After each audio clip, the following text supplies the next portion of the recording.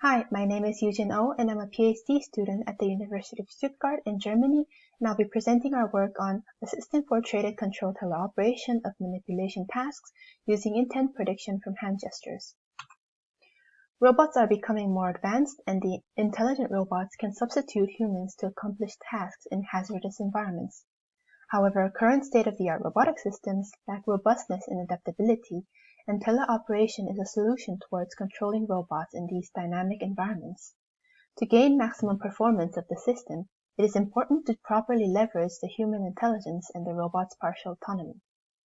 Operators need to be able to seamlessly control the robot, but due to the kinematic difference between human arms and robot arms, makes it difficult to precisely control the robot from human motions. Here we propose a teleoperation system for pick-and-place manipulation tasks that include a user interface using hand gestures, a traded control paradigm, and a perception pipeline that precisely tracks the pose of objects from images. The first component of our system is the user interface. Through the user interface, the user provides commands by demonstrating, as if the user is actually grabbing an object that is in front. We use a leap motion controller, a consumer-grade markerless hand gesture sensor to track the hand motion. Contrary to its simplicity, the controller shows inconsistent performance and noisy data. The right figure shows inconsistent grasping positions, which makes it difficult to directly use the data for precise manipulation. To mitigate this issue, we train a neural network to classify hand gestures, determine which object the user is intending, as well as how the user is grabbing the object. In the manipulation setting, we assume a fixed set of objects that the user can choose from, and the user can specify which either to grasp the object from the top or the right side. We train a multi-layer perceptron consisting of multiple dense layers to classify which of the three objects as well as which direction the robot wants to grab. The input consists of hand features tracked using the leap motion controller, such as the distance between the hand and the objects, the X component of the hand position, the X component of the hand direction, the XY components of the hand normal vector, as well as the Y rotation of the hand, and these features have been selected through experience. Moving on to our second component, is the traded control paradigm as well as the motion planning system. When controlling a robot using hand motion, we adopt a traded control method rather than a continuous shared control paradigm. Unlike shared control, the robot takes full control and completes the task when the user's intention is detected.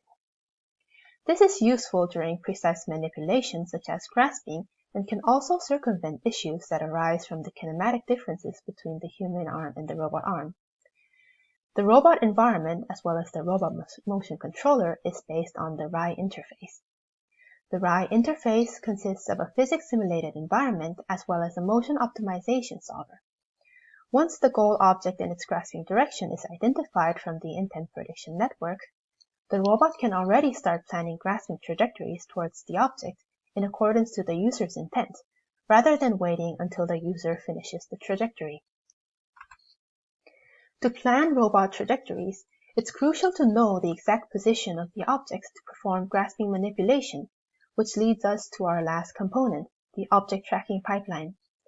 We make use of an open-source, model-based object tracking library to estimate the 6D pose of known objects. Here we use two versions of the tracker, which is the particle tracker and the Gaussian tracker. However, the DBOT tracker assumes that the initial pose, as well as which type of the object, is given, which is in practice manually initialized by the user and can become a tedious job. For the object tracking pipeline, we provide a solution to automatically initialize the trackers by detecting objects using mask-RCNN and estimating its pose. Mask-RCNN is a state-of-the-art deep learning method for object detection and instance segmentation. Mask-RCNN provides object masks as well as displayables, which we can use to initialize the object tracker. Using the object masks, we segment the depth pixels and compute the object's pose using the coherent point drift registration. The result of the registration is a 4x4 homogeneous transformation matrix, which we use to initialize the object tracker. The whole process takes approximately 1 to 16 seconds, depending on the number of tracked objects, but it's only performed once to initialize the tracker. We use transfer learning to retrain the mascot CNN to detect our custom objects in simulation. The detection rates ranges from 92 to 95% with a very low rate of detecting the wrong object.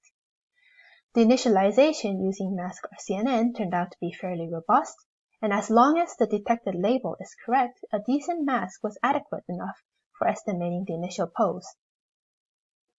And once the tracker is initialized and running, we evaluate its performance using the average distance metric and the area under the accuracy threshold curve. The average distance is computed using the closest point distances of the pairwise distance between the ground truth transformation and the estimated transformation. The AUC measures the pose accuracy while increasing the threshold, and AUC below the 2 cm threshold shows whether the accuracy is good enough for robot grasping manipulation. As a result, all object trackers accurately track the object poses after automated initialization. And we compare the results for each trained object as well as measuring at different times after the tracker initialization. And as a result, the trackers were able to refine the pose after initialization and showed stable performance overall.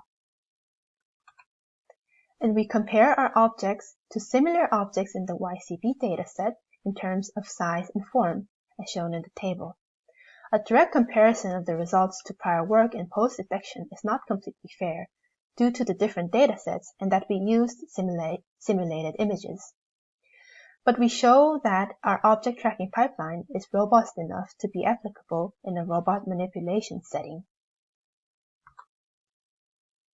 And now we show the results for the grasp intention prediction network, which we trained using trajectories from 2 users. We collected a total of 350 episodes in 4 different settings. The figure shows the average over 18 grasp episodes that were excluded during trading. And although the initial prediction accuracy starts low, the goal object prediction accuracy reached 100% before 70% of the episode duration.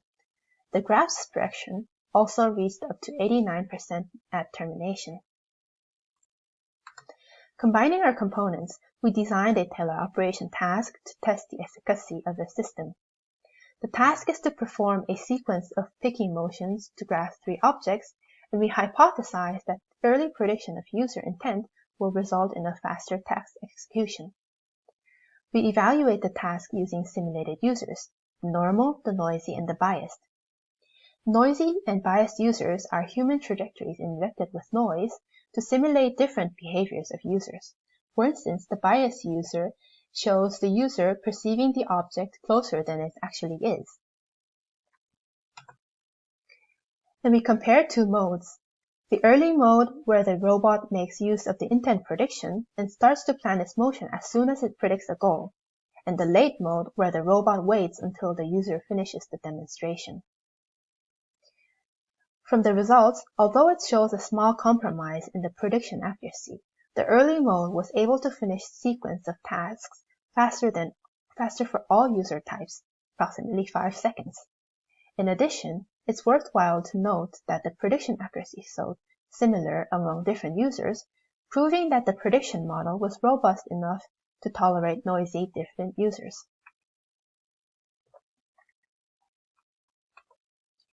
In conclusion, in this work we propose a complete teleoperation system for traded control using hand gestures that combine existing works of object tracking libraries and extending the pipeline through automated initialization.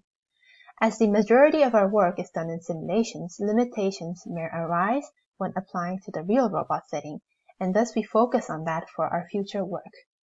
Thank you for listening.